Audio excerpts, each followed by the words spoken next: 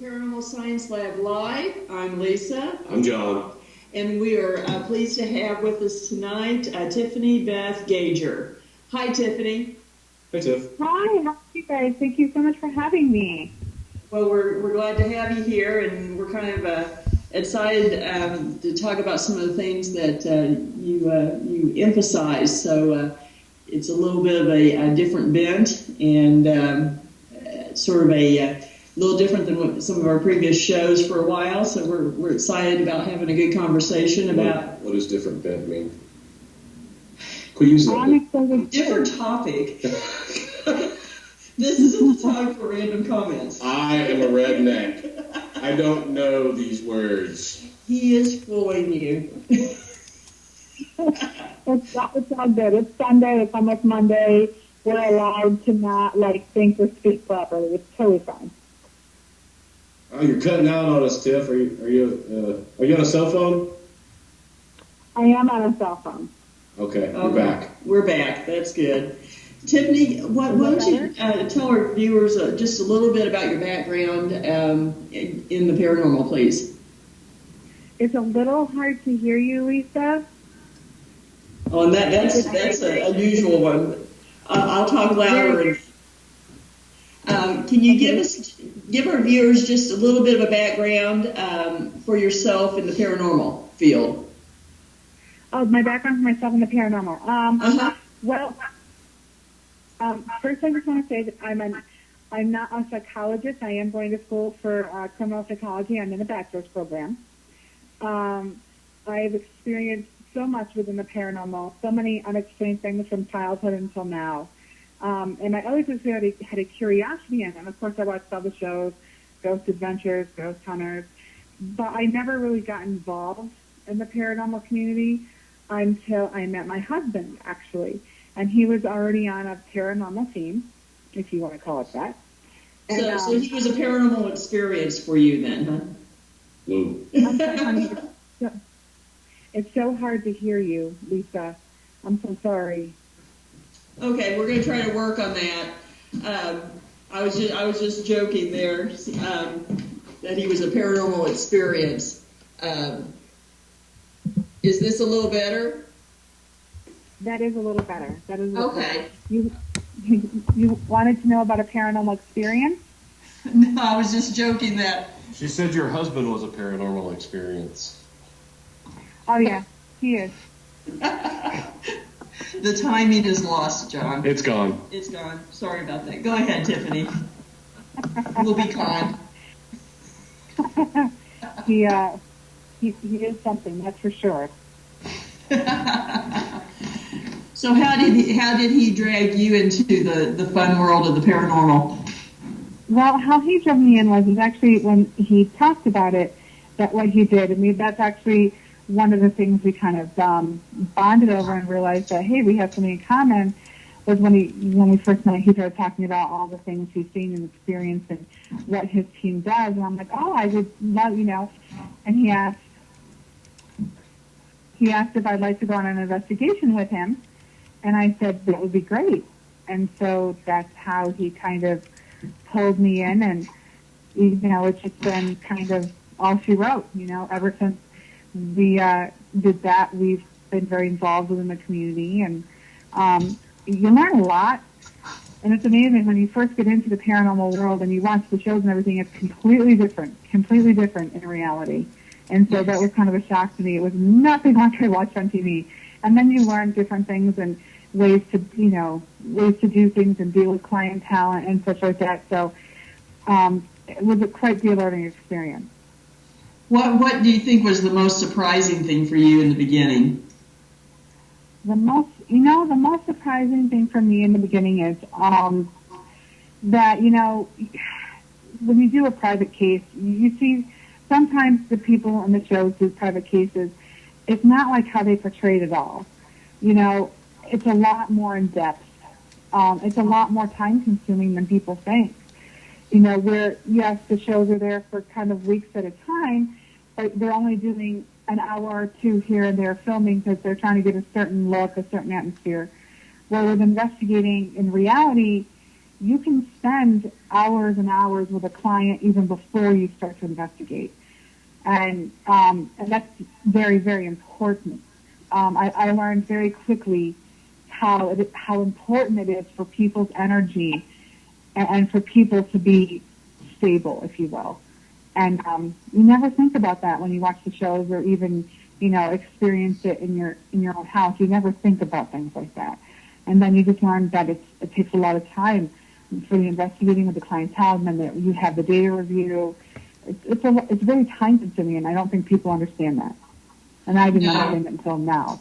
Right, I agree, and I think that's one thing that often clients have a little bit of a unreasonable expectation too. I think they think that, they're going to come out tonight, and tomorrow I'm going to find out everything. But what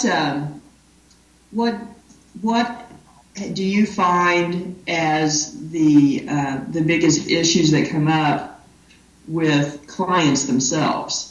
You mentioned them being stable, but the biggest issue we have is we have people that you find clients, and a lot of them have watched, or the clients find you rather, and a lot of them have watched the shows. Mm-hmm. Whether it be a haunted show or shows about hauntings or something, and something in their house moves, and they're like, oh my God, we're totally haunted. And it could have, they didn't realize that maybe they bumped something with their hip or something, but immediately it's haunted. Mm-hmm. And or it could be a creak of the house or something. It may not have anything to do with paranormal at all, but they get it stuck in their head. And then they start trying to communicate with whatever possibly may be there. Then sometimes they even bring in instruments like a Ouija board, or even they see the ghost boxes on TV and they can purchase them, and they're trying to communicate with whatever may or may not be there, and by doing that they're opening up a whole new realm, and they're inviting things in. And then when you go there and say we do the psychiatric evaluation and we find that, okay, this person seems stable, and then but they want, and before you even do the investigation, they're like, oh, I told it to go away, or I did this, or I did more research on this, and they're not listening to you when you're telling them, try to put it out of your mind, let us worry about this, let us take care of it, let us come in and investigate and see what we can find, if anything. Mm-hmm. But they keep inviting it in, and I keep inviting it in, and they're not listening. And so then it causes me to think there's something going on here. They're not their willingness to happen. And if their willingness to happen, that's kind of like a sickness. And so then we have to step back and say, you know what, it's not safe for us to investigate right now, because we need you to calm down. Because if your energy level is at such a heightened state to where you're basically a beacon for things, even if, you know, you're not consciously willing them to be there, you're willing them to be there.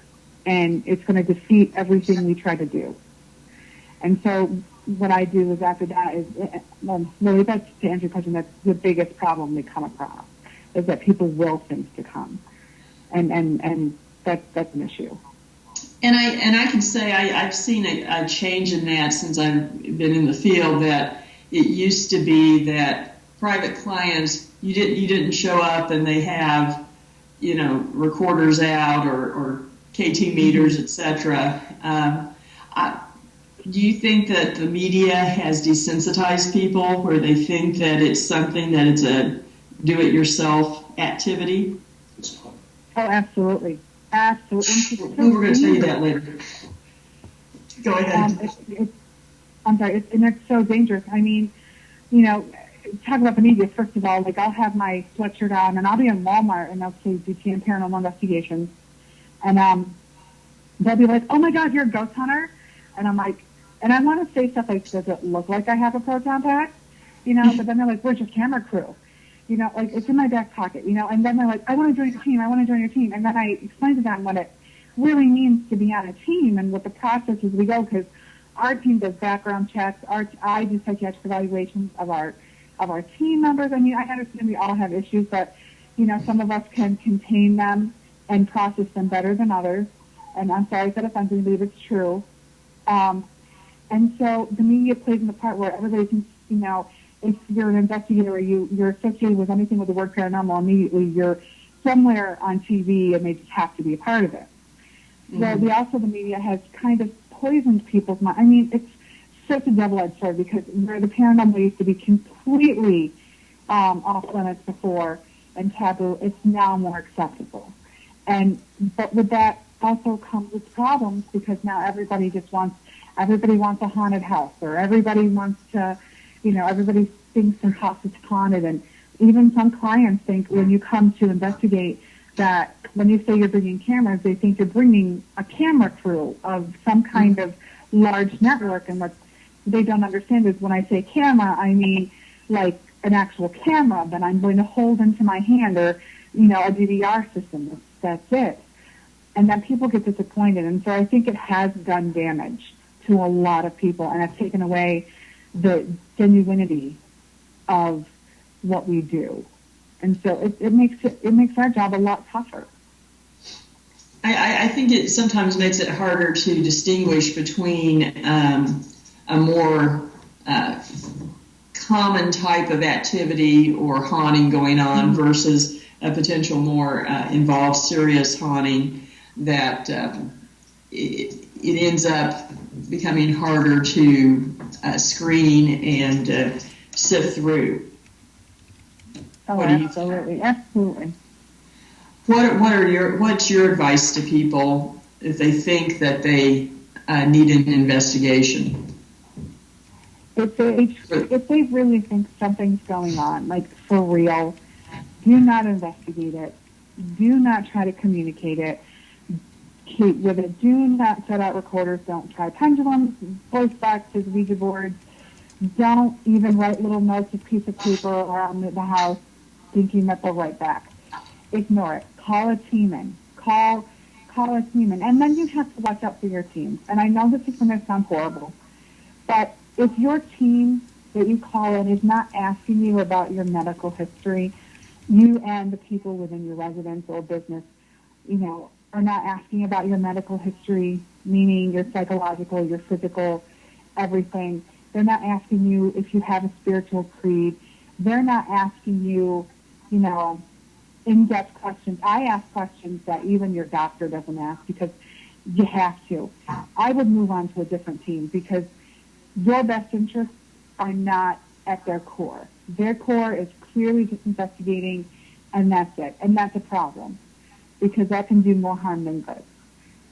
So if you really feel you have activity, call on a team. You know, ask questions of your team. If they're not asking in-depth, important questions of your mentality, your physicality, everybody in your household, as a matter of fact, I would search for a new team. I really would. And if they're If you have children and for children's welfare is not their main concern, I would move on to a different team. Well, I certainly agree with you there. I'm sorry? I said I certainly agree with you there, when children are involved, that has to be number one.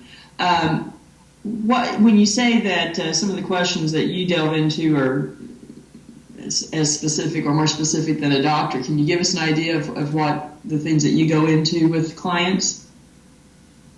Well, first of all, I always make sure that my tone, my demeanor, my outlook is very positive, very calming, and very inviting. You're going to be asking a lot of personal questions, and you need these people to feel comfortable with you. You need to let them know that you're here for their benefit, not for yours, but for their benefit. And whatever you're doing there is completely for their best interest. So you have to be very calm and compassionate, even if what they're telling you is absolutely off the wall. Or, I try to be open-minded because I've seen things that people will be like, oh, they have medication for that, ma'am. Try to be at least compassionate about it and things like that. I ask questions, and I normally, I ask about their medical history. Like, have you or anybody in your household been hospitalized for mental illness? What illness? Can I see the medications in your cupboard? I always ask what their creeds are, if they have any whatsoever, and I let them know that I'm strictly asking just so I understand, where your spirituality lies. So if I have advice to give you, I can give it to you and based on what you need and what you're comfortable with. You have to learn to ask one question a million different ways to get a million different answers. To me, that's an example. To me, if I were to say, Lisa, what's something traumatic in your life? Or somebody would say, Tiffani, what's something traumatic in your life that's happened to you? I would have a laundry list of things. Like my dog died, I lost my job, my uncle passed away, a house fire or something like that. I could ask that to one person. I'll be like, well, nothing really traumatic's ever happened. And then you start with conversations, and you'll find out things like, well, I was raped when I was 17. Or, my husband used to abuse me. Things like that. So you have to ask one question a million different ways to get a million different answers. As far as children are concerned, if at all costs, I try not to engage them at all, because that's so sensitive and they're so vulnerable. And if there is activity there, they're already extremely sensitive to it. They don't need any help. And so that's, that's how I make sure I get those medications. If anybody in the household is on medication, if somebody was in the war, you have to assume right off the bat that they have post-traumatic stress disorder, and you have to handle that situation as if they do. We also recently just had a case where the client's significant other was a violent alcoholic. You also have to think about your team's safety. If you feel that somebody who's an alcoholic could cause your team harm, I'm not saying completely wash your hands of the case, but I am telling you that you need to make sure that it's safe for you and it's safe for the clients. And if it's not safe to investigate at that time, you can always recommend other services like counseling or something, before you even consider going into the house. And that's what I mean by diving really deep into the personal lives of them and the clients. You have to do that for their safety and for yours. I'm going to play devil's advocate with you for just a minute.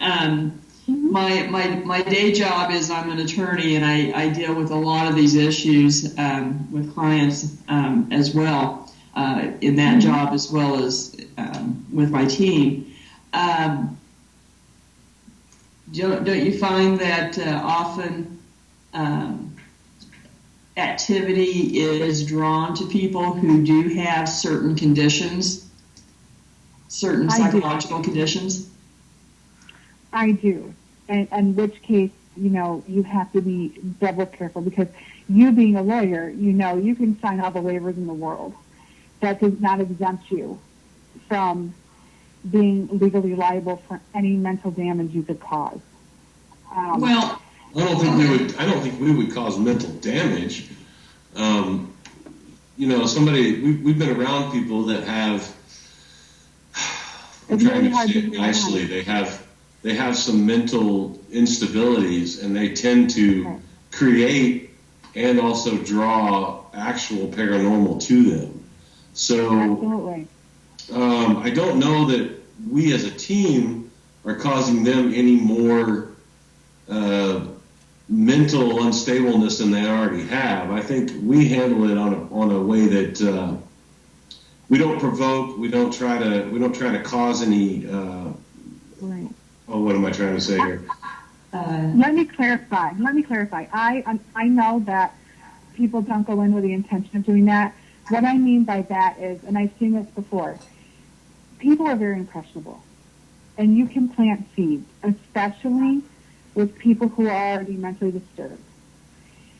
There's 5 words I really believe you should never, ever, ever throw around in an investigation, because these can cause, these do plant seeds, and they can cause mental damage because it causes people for their imagination to run and make something that's a molehill into a mountain. Like the words demonic, evil, malevolent, poltergeist, and those words, and well, if I may say, I think that is more an issue of technique, and you know, certainly we don't engage in that kind of vocabulary with a private client. Right.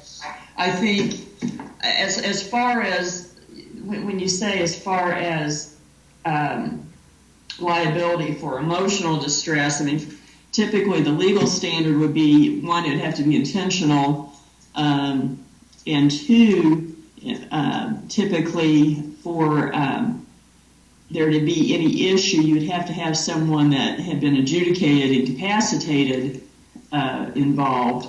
But is your position that if you find that someone has, say they're bipolar or have PTSD, that you just don't do an investigation at all? Oh, no. I feel as an investigator, once a client contacts you and you begin the process, you're responsible to give that client solace and comfort either way. And just because they might have a disability or a mental disorder or something that's really inhabiting to them, doesn't mean they don't have paranormal activity. But you have to handle that case with care, because you've got to be careful as much as you can, because you don't know what their triggers are.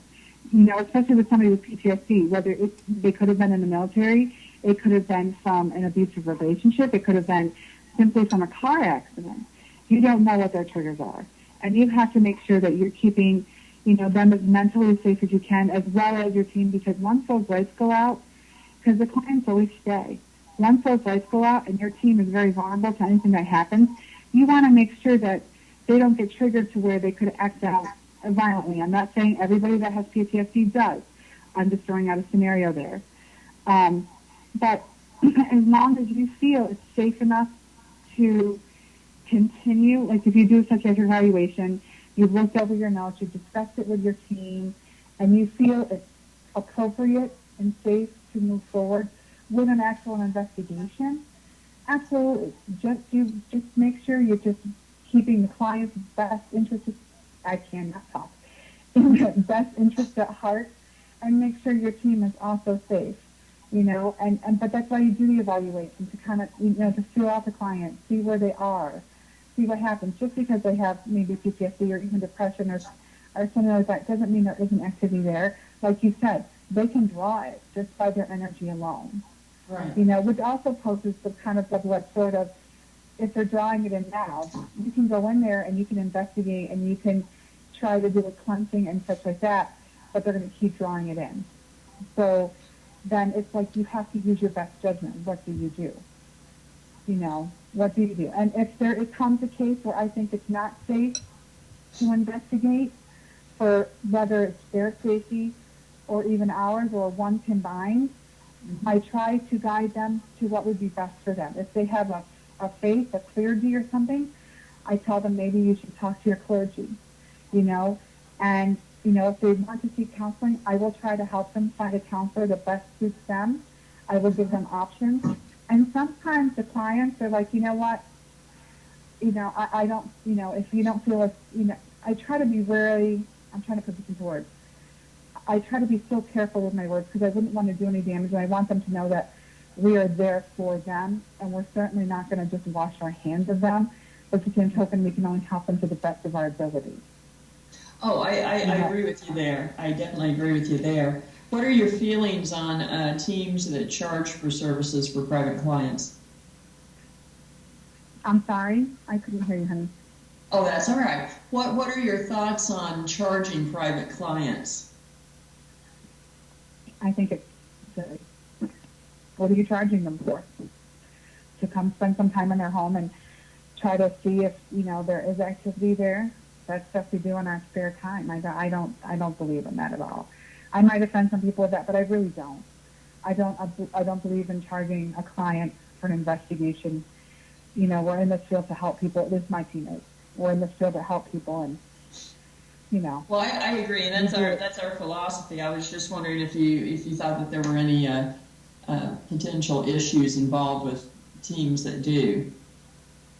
Well, my husband's prior, and I call them teams very loosely, had thought about that idea, but, and this is one of the reasons why he left, and I'm so glad he did. They weren't a very good team, and I'm sorry, I'm not one for bashing.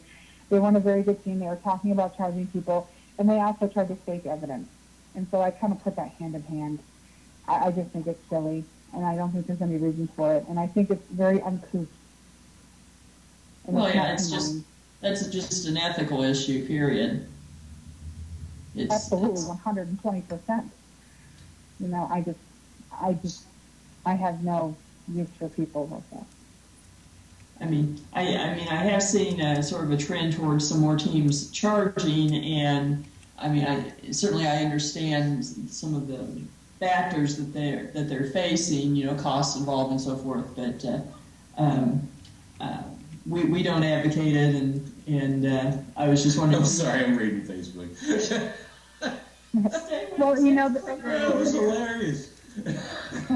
Well, also the thing is, you have to remember, like the teams who charge, they can if there's an investigation, if a client calls us or we have a couple of affiliate teams, they'll be like, hey, there's a client in this area.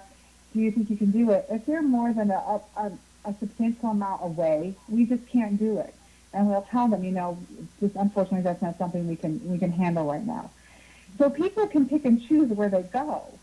You know, if they choose to pick an investigation that's 10 hours away, that was their choice. They didn't have to say yes.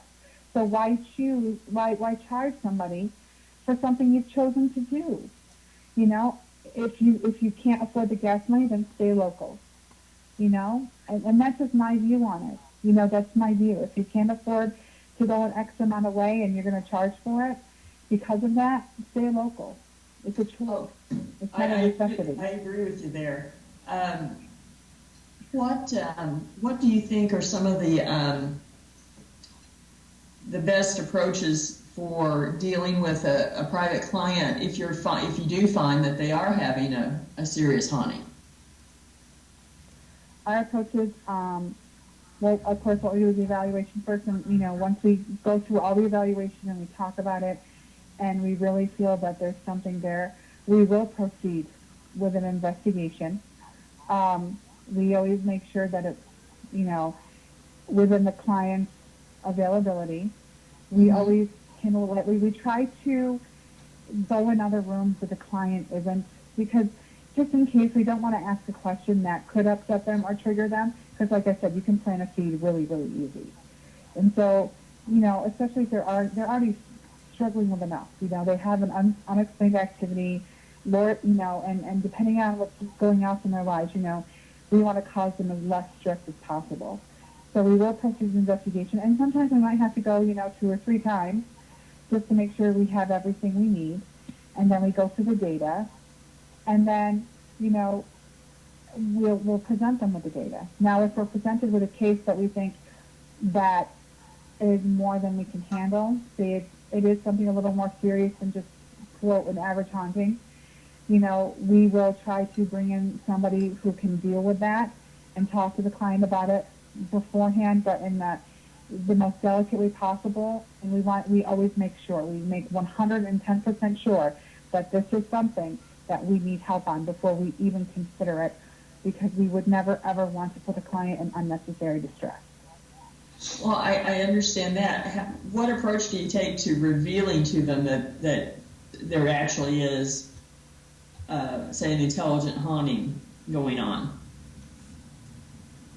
We sit down with them and we discuss them with the data we found, and we discuss with them, what this means, and that this, it is intelligent, it is responding. It's very aware that you're here. And it all depends on what you find, too. It depends on the data you find. It completely varies how you approach certain things.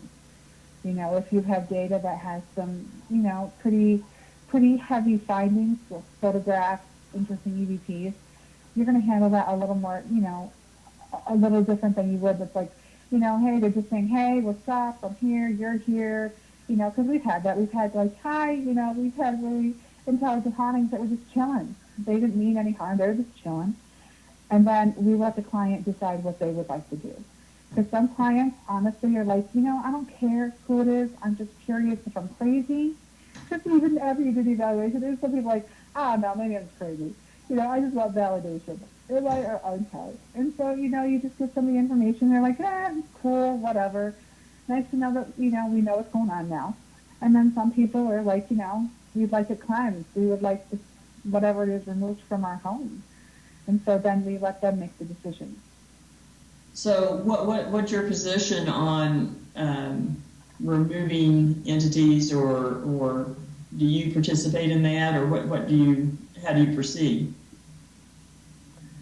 Well, we have very trusted friends and psychics and I'm going to tell you something, I'm a huge psychic skeptic. Every time we go to an event, there's always 60 psychics to like 20 vendors. And every time somebody walks up to me and they're like, I've got to read you. You are so mild-mannered and meek.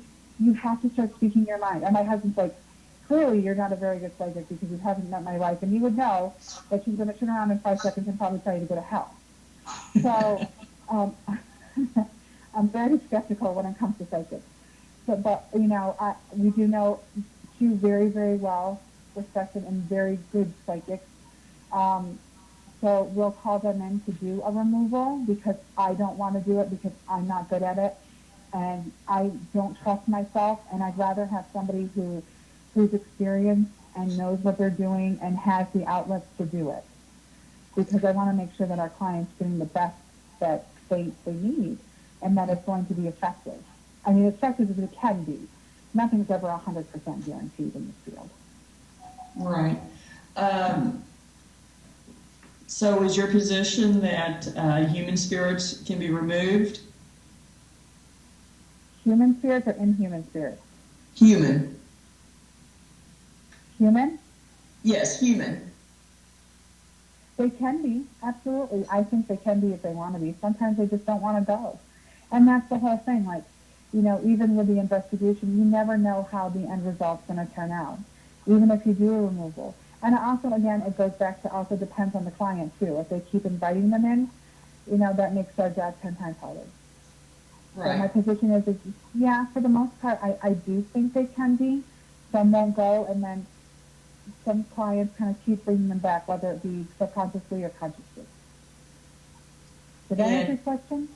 I think so. Let's kind of flip the coin a little bit. What kind of psychological issues do you see are presented for investigators? What psychological issues could be presented for investigators? Yeah, that investigators can encounter for themselves as a consequence. You mean individually for their own person? I'm sorry, it's still a little hard to hear you. Yeah, you want to throw it out? Your voice might carry.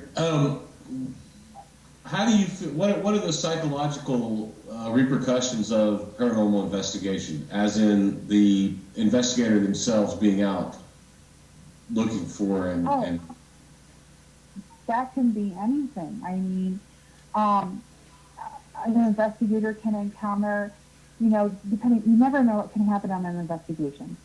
And, investigators can encounter, paranormal things that could kind of traumatize them, whether it be, they got scratched or they saw something fly across the room, which is something maybe they've never seen before.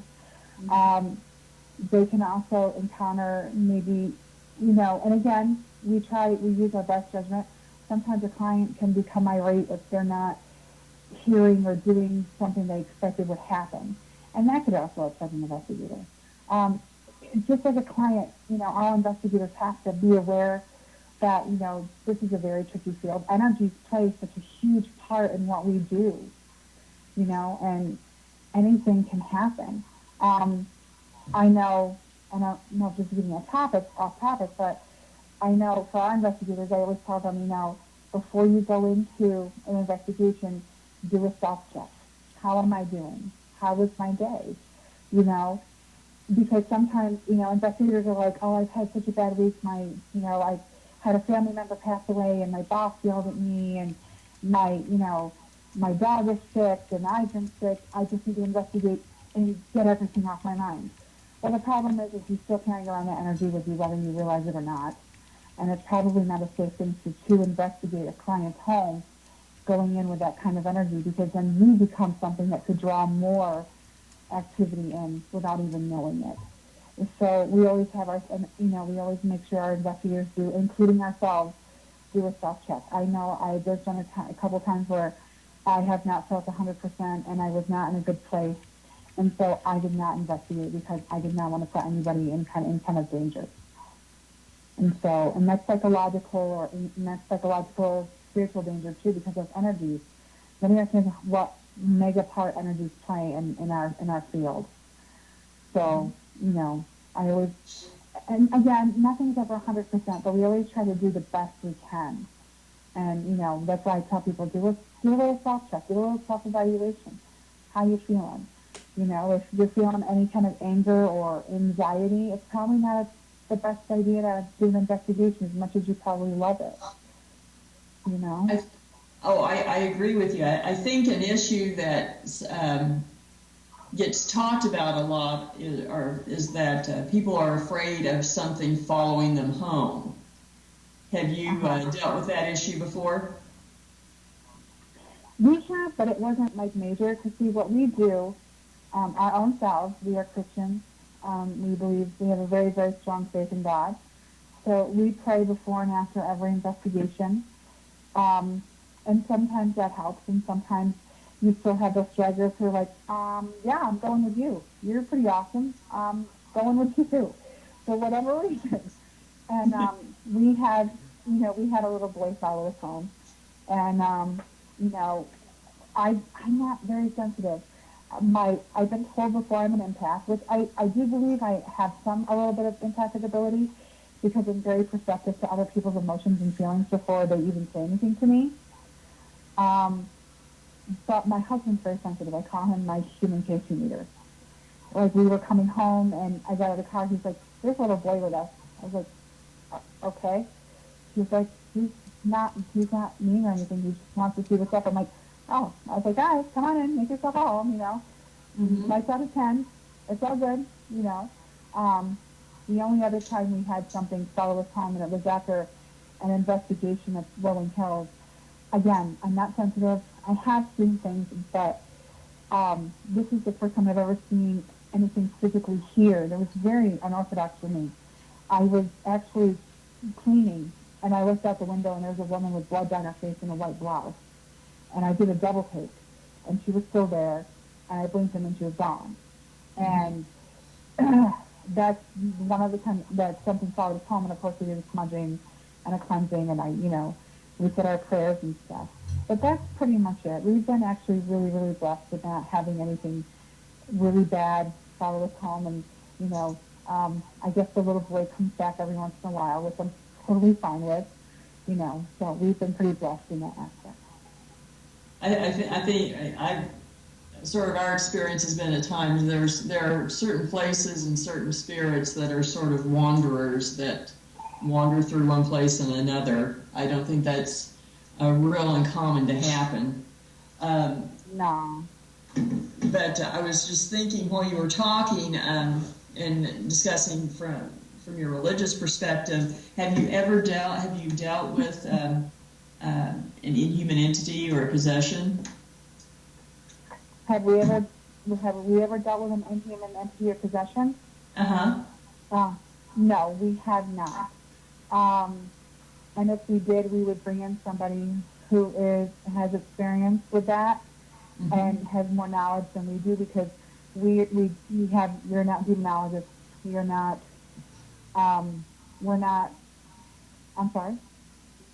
not clergy. We're not adept to deal with anything like that, but we do know people who are. And I think it's important. If you don't yourself know, or you don't, I always would make connections with somebody you trust that's, you know, very knowledgeable in the field who can, because you always want to have that backup plan. That's my opinion. That is strictly my opinion. Oh, I agree with you. I think networking with different specialists is invaluable, and we do the same thing. But it's just a situation that sometimes you don't know what you're going to walk into. And so I was just kind of curious if you had to handle that and figure out a way to handle that. So that's kind of where I was going there. Not yet, thank God. Knock on wood. That's not something anyone hopes that you run into. It's not wood. It's not wood. We'll find something to knock on. Exactly. Really not something we look for. There you go. Really not something we look for. That's right. You know, I mean, it's possible that a case could turn into that, because you never know. I mean, the paranormal is so. It really is. It's not. The paranormal is not consistent. It evolves all the time, whether it be professionally, spiritually. And so you could walk into a case, you know, after all the research and everything you've done, walk into a case and you're like, okay, people, I think we got this. And then somebody's head could turn 360 and you're like, crap, now what do I do? Exactly. So, yeah. Anything can change, and you always want to be as prepared as you can. I don't think you can ever be 100% prepared in this field, because that's just not possible, because things change all the time. I agree with you wholeheartedly. Let's talk a little bit about your show and your station, and so that people know how to check out other shows and listen in. I love our show and our station. It's so awesome. I'm not biased or anything, but I'm just saying. We have The Wicked Ed airs on Wednesday nights from 8 to 9. This month is March Music Mania. And we actually have some amazing interviews coming up. As a matter of fact, we have, are you guys fans of White Zombie at all? Sure. Do you even know who I'm talking about? That sure sounded kind of unsure. I'm just watching John's reaction over here. I just recorded an interview with the former drummer of the former band White Zombie, Ivan Duplum. Yep, we are now talking about we just sistered up with Upstate Radio with Troy and Mike Austin out of LA. So we simulcast with them, and we help each other find guests. And I don't want to jinx anything, but I think by the end of the month we're going to have an amazing interview. And I will just give a hint that if it happens, it will be a sweet emotion. Hint, hint, nudge, nudge, for all of you music people out there, you know, to get the song title of the band. Sweet emotion. You say a sweet promotion? I'm saying sweet emotion, yes. Sweet emotion. Oh, okay. So, yeah, so hopefully everything will work out for that at the end of the month. And we have another musician hopefully tucked under our belt who I'll be pre-recording an interview with here very soon. That'll be fun. The Wicked Edge does music. It does do a little paranormal, but it does music. It does authors. It does actors. We had John Whalen, who was in Twister on Halloween, and the people, Wes Craven's The People Under the Stairs, and then Charlie's Angels, and he's become such a good friend, and he's such a sweet person. And so we had the pleasure to interview him and get to know him. He was also just on one of our other shows, Beyond Paranormal, which airs on Thursday nights from 8 to 10. Mm-hmm. We have so many wonderful shows and so many wonderful hosts. I mean, we've got In the Unknown Realm with Stephen Naomi that airs on Mondays. We've got Christina George, who has 3 shows with us on Monday, Wednesdays, and Sundays. We have conspiracy theory shows on Thursdays. We have Nerdgasm for all of you people who love World of Warcraft and Dungeons and Dragons and, steampunk. They also air on Thursdays. They're called Nerdgasm. We do reruns of TV and Spiritual Live with John Tobin and Kim Rosenthal. We've got Ghost Detectives. We've got Tammy Rosenfeld's show, Sisterhood of the Woman Paranormal. I mean, we also have an awesome health show. If you're looking to get a little healthy and, in mind, body, and spirit, we've got Carrots Don't Scream When You Boil Them. I love that name. It's so much fun. We have so many wonderful things. We have Wicked Naked with author Kat Robinson. She's author of Becoming Mona Lisa. We're so blessed. We have an amazing, amazing network with amazing shows on iHeartRadio. And we just put an application for Sirius. Awesome. We're so blessed. And it's such an amazing network. I mean, we started in June, and we've come so far, and just so excited. And we have a fantastic agent and publicist, Annette Munich, and she's so fantastic. But, I'm so blessed. And our show, The Wicked Edge, has taken off. Like, it has really, really taken off. We are just booming, and I just love it. Well, that's fantastic. Go ahead and give the URL out again so that people can bookmark it and find it. It is www.dtmwickedradio.com. Awesome. And do you have other events or projects coming up that you'd like to kind of let everyone know about? We'll actually be at Parahistory Con 2. We're sponsoring the Celebrity Ghost Hunt up in Fort William Henry at Lake George, New York. That's going to be a lot of fun. And then in June, we are the official radio station for the Para Awards, hosted by Susie Carroll. I will be singing, presenting, and speaking. Wow. It's going to be so much fun. Wow, singing to what kind of music do you sing, Tiffani? I sing a lot of ballads. Uh-huh. I do a lot of solo stuff, show tunes, things like that. For the Para Awards, I'll be singing Unconditionally by Katy Perry and Over the Rainbow. I also might throw in some Carrie Underwood. We'll see. Well, next time you're on, you'll have to send us over a song that we can play on the air and promote you a little bit that way. Oh, I would be honored. That would be so great. Thank you so much. Is there? We really enjoyed the conversation, and is there anything else you'd like to add? We're going to wrap it up here in a minute, and then viewers go ahead and stay and listen to John and I talk about some upcoming stuff that we'll be doing. She's going to talk. I'm just going to. And we'll pinch him. But Tiffani, is there anything else you'd like to add right now? Just watch out for DTM Wicked Radio. Watch out for the Wicked Edge.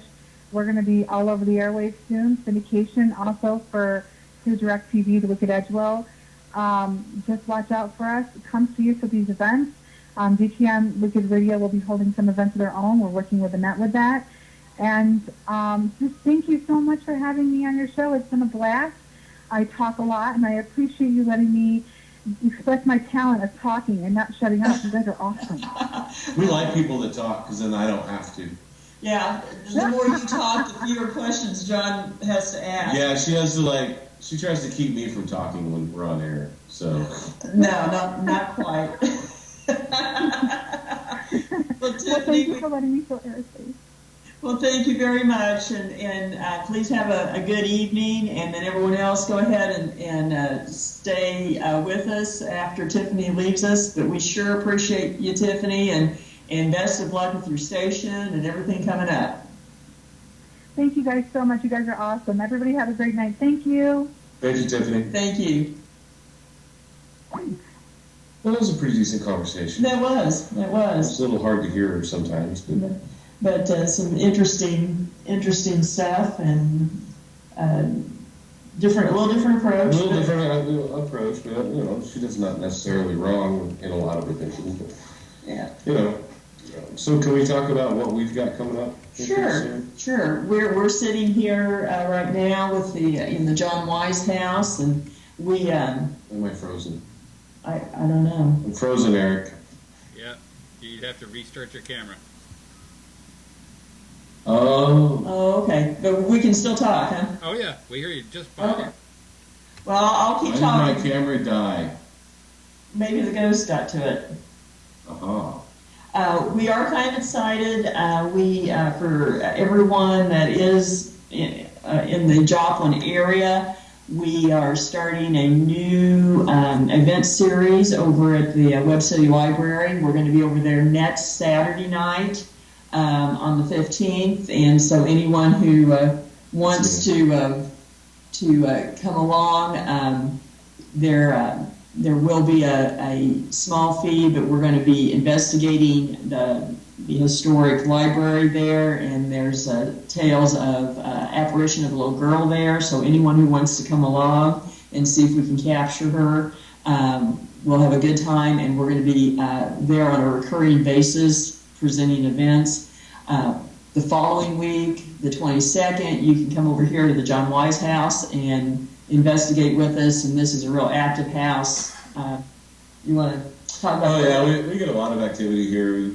And, it's actually been fairly quiet tonight, which is kind of surprising because it's very uncommon, but lots of activity and voices and conversations and doors and footsteps and stairs, and there's even one here that said hello to me before. So by name? Yeah, by name. So it's a pretty interesting location. Nothing negative.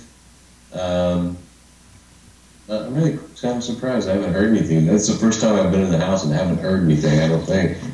Although we've had a static electricity go off. Yeah, we forgot the little device that we got from Paranologies.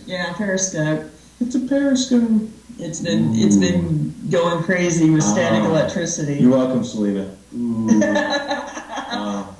So you can talk to Selena Roan in the upcoming show if you want one of those. She's probably laughing right now. Yeah, probably. And but in May we're going to be at the Natural State Haunted Convention. Oh, that's right, the Paranormal Convention. May 10th, I think it is. May 10th, and we're going to be doing a lot of stuff coming up. And what's the one in November? That's in Jefferson, Texas. Jefferson, Texas. We're going to be going down there. Oh well, we're getting lots of static. Someone's a Texas fan, I guess. But anyone who is interested in a public event, get a hold of us through Facebook or the website, paranormalsciencelab.com. We are open for some private investigations as well. So if you're interested, get a hold of us. And we would love to give you a hand and see if we can help you out. Anything else you can think of, John? Nothing. Nothing? Well, you're a lot of help. You didn't know I had tattoos. Yeah, right, Eric. I can hide them well. Well, this is the first week. This is the first week in weeks that he hasn't been sitting here in an overcoat. It's because it's freaking 350,000 degrees below zero in here. That's just to keep the ghosts quiet. Yeah. It's like last week. Of course, we've had so much weird weather here in Joplin. It's just it does this all the time. So, but yes, I have a tattoo or two or three. Just a few. Or 4. Refrigerated John, not refrigerated ghosts. Yeah, well, that's true. And if we can refrigerate them, maybe we can sell them like on Ghostbusters, preserve them or something. I don't know. Yeah, Eric, they keep me refrigerated so I don't stink during investigations. There's a walk-in freezer. Yeah. So, all right, well, so the show's almost over here. We just wanted to kind of take some time to let you guys know what we're up to. We've got, of course, Web City Library next week, so hopefully you guys can come join us there. Kind of watch our Facebook page. We'll have more information on that, I'm sure. Oh, yeah. Oh, and the rescheduled tour and investigation at the Opera House in Carthage will be the 29th. We had to cancel a couple weeks ago because of the weather, because it was extremely cold and icy. Yeah, we do on the Opera House tour, we do an outside walk around. And Lisa and Misty do. I'm not that knowledgeable in the history, but they give a good history of the area and other paranormal activity things that happen around the square. So it's a pretty good tour to go on. I've obviously been on it a couple of times, and it's always something new. He hasn't fallen asleep yet. Not yet, but it's usually been cold. So. But it is a good one. It's a little different than some other locations because we actually do the walking tour and you hear about a lot of different buildings, not just the Opera House. So that's coming up too. We really appreciate everyone tuning in, and stay tuned for Close to Death with Selena Rome. We sure appreciate you, folks.